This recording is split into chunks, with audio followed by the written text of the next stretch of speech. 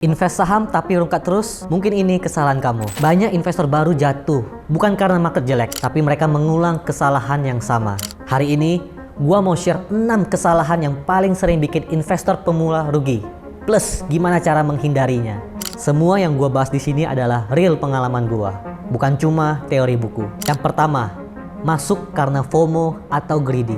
Maksudnya, setelah suatu saham itu rally atau naik dan teman-teman baru beli, nah, teman-teman jangan ditinggalin begitu aja.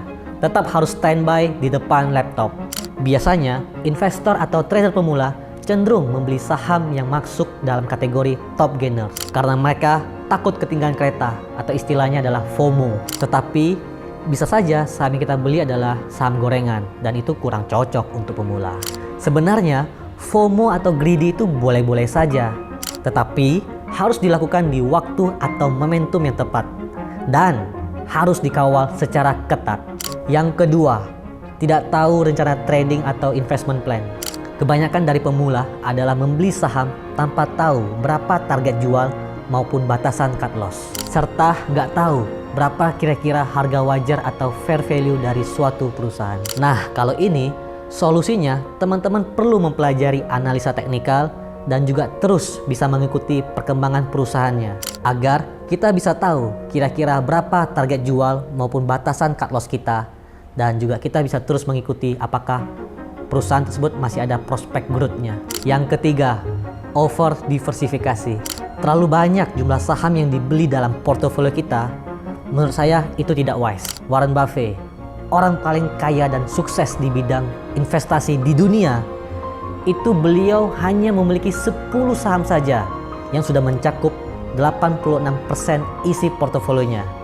Itu beliau loh, orang dengan kekayaan 146 miliar US dollar atau sekitar 2.200 triliun rupiah. Mana dengan kalian yang mungkin portonya masih puluhan atau jutaan?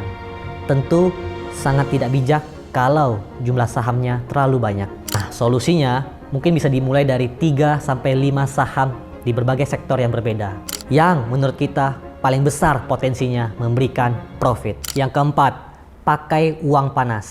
Uang panas yang gua maksud di sini adalah uang untuk kebutuhan. Lalu uang dari hasil pinjaman ataupun utang. Gak sedikit trader atau investor pemula yang menggunakan uang panas ini. Dalam trading atau investasi, ada fasilitas dari sekuritas yang bernama margin atau trading limit. Ini artinya kita membeli suatu saham bisa melebihi dari jumlah cash yang kita punya dengan menggunakan fasilitas pinjaman dana dari sekuritas. Memang ini bisa memberikan keuntungan yang lebih besar, tetapi bisa beresiko lebih besar juga bila mana harganya turun yang mengakibatkan kerugian kita jadi lebih besar. Lalu trading limit ini sifatnya jangka pendek. Artinya, kita hanya diberikan waktu 2-4 hari maksimal. Pada saat kita menggunakannya, kita sudah harus membalikannya kepada sekuritas. Mungkin saham yang kita pilih sudah tepat atau benar, tetapi perlu butuh waktu lebih dari 4 hari untuk naik. Jadi, sangat amat disayangkan kalau teman-teman menggunakan trading limit dan sudah terpaksa harus menjualnya sebelum saham itu terbang. Nah, solusinya, pastikan dulu kita punya dana darurat minimal 3-6 bulan kebutuhan biaya hidup mendatang. Lalu kalau bisa gunakan uang dingin agar hati dan pikiran kita juga ikutan dingin. Jadi kalau teman-teman pemula tidak disarankan untuk menggunakan fasilitas trading limit ini, kecuali kalau teman-teman memang sudah mahir dan sebagai professional trader yang mengetahui resikonya. Yang kelima, mengabaikan money management. Biasanya trader atau investor pemula langsung all in tanpa menyisakan 1 rupiah pun di RDN.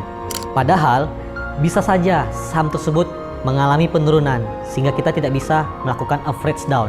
Atau bisa saja di tengah jalan kita menemukan saham lain yang lebih berpotensi memberikan cuan. Kebanyakan pemula, saham yang untung sedikit sudah langsung dijual.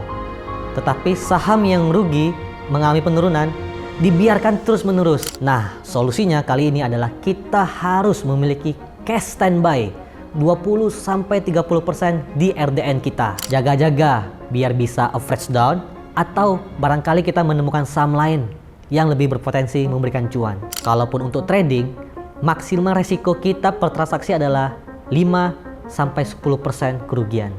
Gua pun terkadang bisa melakukan average down, bila mana harga sahamnya turun lebih dari 10%, tetapi tidak ada aksi distribusi.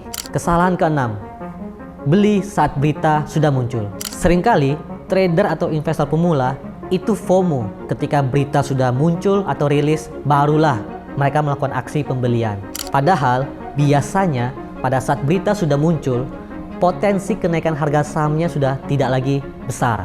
Nah, solusinya, berita boleh kita jadikan patokan, tetapi bukan jadi satu-satunya acuan untuk kita melakukan aksi beli ataupun jual.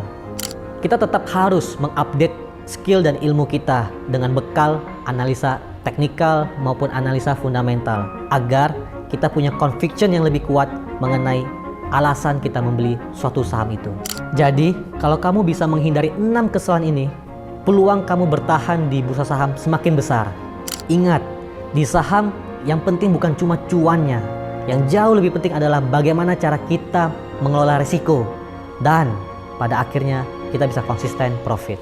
Kalau kamu punya kesalahan lain yang pernah kamu alami, tulis di kolom komentar. Kita belajar bareng-bareng.